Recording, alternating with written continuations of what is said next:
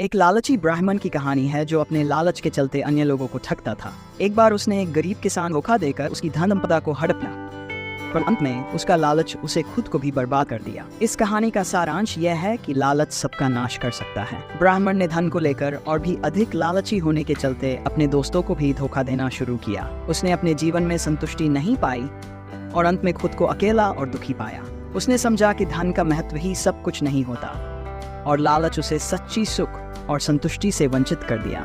उसने अपने गलतियों से सीखा और अब वह एक समझदार और सहयोगी व्यक्ति बन गया। उस ब्राह्मण ने अपने गलतियों का अर्थ समझा और धन के लालच में डूबे रहने की बजाय अपने जीवन को सार्थक बनाने के लिए काम किया। वह अब अपने समय का उपयोग समाज की सेवा में और नेतृत्व के क्षेत्र में करता था। उसने लोगों को सही मार्गदर्शन दिया और धन की बजाय शिक्षा और संदेश को महत्व दिया। उसकी परिश्रम और निष्ठा ने उसे सम्मान और संतोष का अनुभव कराया। इससे उसने न सिर्फ अपने आप को सुधारा बल्कि अपने आसपास के लोगों के जीवन में भी सकारात्मक परिवर्तन लाया। उस ब्राह्मण ने अपने नए दिशा से जीवन का सफर आरंभ किया। वह समाज में शिक्षा को महत्व देता और गरीबों की मदद के लिए समर्पित था। उसने अपने जीवन काम कसद पाकर खुद को संतुष्ट महसूस किया। उसकी नई दिशा ने उसे सच्ची खुशियों की ओर ले जाया। इससे सभी उसे एक समर्थ और नेतृत्वीय व्यक्ति के रूप में सम्मान करने लगे। इस कहानी से हमें यह सीखने को मिलता है कि लालच से बचना हमें सच्ची खुशियों तक पहुंचाता है और समाज में सकारात्मक परिवर्तन लाने में हमारी मदद कर सकता। उस ब्राह्मण की सफलता ने उसे और भी सकारात्मक दिशा में बदल दिया। उसने एक शिक्षा संस्थान की स्थापना के बच्चों को मुफ्त शिक्षा प्रदान करता था।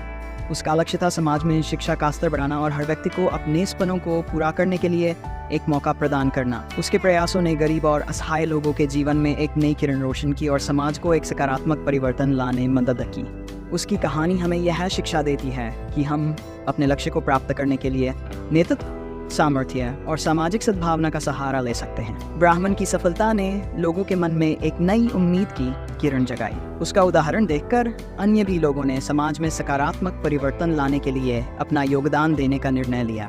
ब्राह्मण का उदाहरण लोगों के दिलों में एक नई सोच का जन्म दिया और समाज में सहायता और सामाजिक न्याय की भावना को बढ़ावा दिया। इससे समाज में समृद्धि और समानता की भावना उत्पन्न हुई जो उसके आसपास के लोगों के जीवन में सकारात्मक परिणामों का सृजन करने में सहायक साबित हुई।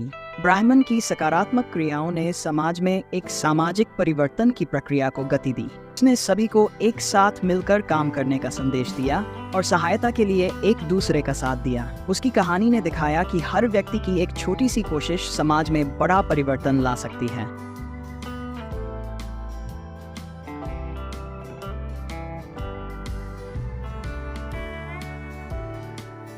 ब्राह्मण की सकारात्मक क्रियाओं था कि सच्चे नेतृत्व और समर्थन से उनकी नेतृत्व और सकारात्मक परिवर्तन एक समाज में संदेश जो हमारे समाज को और भी सेवा और सहायता के माध्यम से हम सभी एक बेहतर समाज की ओर बढ़ सकते हैं। उनकी कहानी ने लोगों को एक नई दिशा दी है और उन्हें ये याद दिलाया है कि हम सभी का कर्तव्य है समाज में सकारात्मक परिवर्तन लाने में योगदान करना। ब्राह्मण की इस सकारात्मक कहानी ने हमें ये सिखाया है कि हम सभी के पास सकारात्मक परिवर्तन लाने की शक्ति है, बस हमें उसे पहचानने और उपयोग में लाने की आवश्यकता है।